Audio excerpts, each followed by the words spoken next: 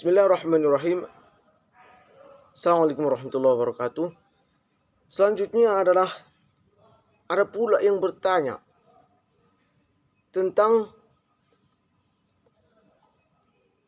maksud dari had kifayah itu seperti apa. Begitu juga dengan kategori fakir miskin itu seperti apa. Kita akan coba untuk menjawab apa itu had kifayah dan apa saja yang dikategorikan sebagai fakir miskin. Jadi had kifayah itu batasan. Had itu kan haddun, batasan. Jadi had kifayah itu batasan ataupun maksimal,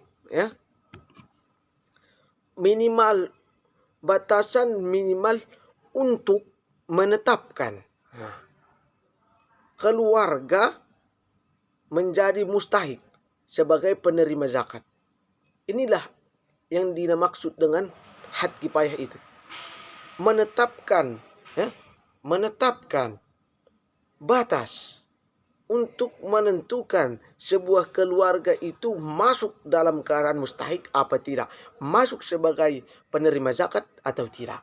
Inilah had kifayah. Kemudian masuk lagi dia. Fakir miskin merupakan salah satu mustahik kan. Tapi apa saja yang membuat dia itu sebagai fakir miskin dan masuk sebagai kategori mustahik? Kan ada fakir miskin. Zaman sekarang banyak itu. Banyak. Oh, kami fakir miskin. Padahal TV-nya ada. Motornya juga ada. Mobilnya juga ada. Disebut fakir miskin. Ini tidak boleh. Jangan seperti itu. Karena nanti bisa jadi doa. Gitu. Jadi kita sebutkan kategori fakir miskin itu seperti apa. Yang pertama adalah tidak mempunyai sumber pendapatan yang tetap untuk kebutuhan sehari-hari. Tidak tetap. Makan dia kadang sehari, makan 2 kali. Ini termasuk fakir miskin. Yang kedua adalah mempunyai pengeluaran sebagian besar digunakan untuk memenuhi konsumsi makanan pokok dan dengan sangat sederhana. Ini yang kedua. Yang ketiga, tidak mampu dan mengalami kesulitan ketika dia sakit, tidak mampu berobat. Tidak mampu dia berobat untuk ke puskesmas. Kecuali puskesmas itu sudah disubsidi oleh pemerintah. Itu aja dia yang mampu. Yang keempat itu adalah nggak mampu dia untuk membeli satu pakaian dalam 1 tahun. Nggak mampu dia. Yang kelima itu dia punya rumah, tapi cuma dindingnya itu cuma gubuk, kayu, bambu. Cuma itu yang mampu dia.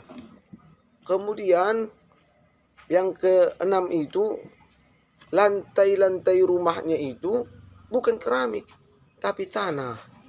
Ini sangat masuk dalam kategori fakir miskin itu. Kemudian yang ke-8 kalau nggak salah. Yang ke-8 adalah mempunyai sumber air minum dari sumur atau mata air tak terlindungi. Jadi bisa jadi kita katakan air tidak bersih, tidak mempunyai air yang bersih untuk dikonsumsi, untuk diminum. Ini masuk dalam kategori fakir miskin. Kemudian kita jelaskan itu adalah secara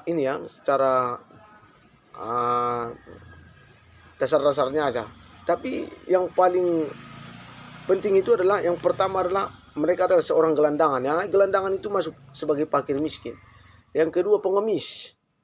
Yang ketiga perseorangan dari komunitas adat terpencil. Yang keempat perempuan rawan sosial ekonomi. Yang kelima korban kekerasan. Yang keenam pekerja migran bermasalah sosial. Yang ketujuh masyarakat miskin akibat bencana alam dan sosial pasca tanggap darurat sampai dengan 1 tahun setelah kejadian bencana. Terus menerus. Sangat miris kita melihat ini kan. Yang ke-8 adalah perseorangan penerima manfaat lembaga kesejahteraan sosial. Yang 8 adalah penghuni rumah tahanan lembaga pemasyarakatan. Yang ke-9 adalah penderita thalassemia mayor, dan ke-10 adalah penderita kejadian ikutan pasca imunisasi KIVI. Ini menurut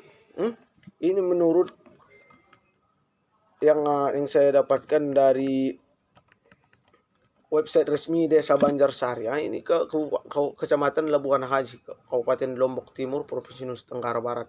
Dan ini adalah kategori-kategori fakir miskin, ya, sebagian besarnya. Tapi kalau masih ada yang kurang boleh ditambahin lah. Ini sebagai wawasan saja dan sebagai menambah pengetahuan kita. Cukup sekian dari ana. Wabillahi taufiq wal hidayah. Wassalamualaikum warahmatullahi wabarakatuh.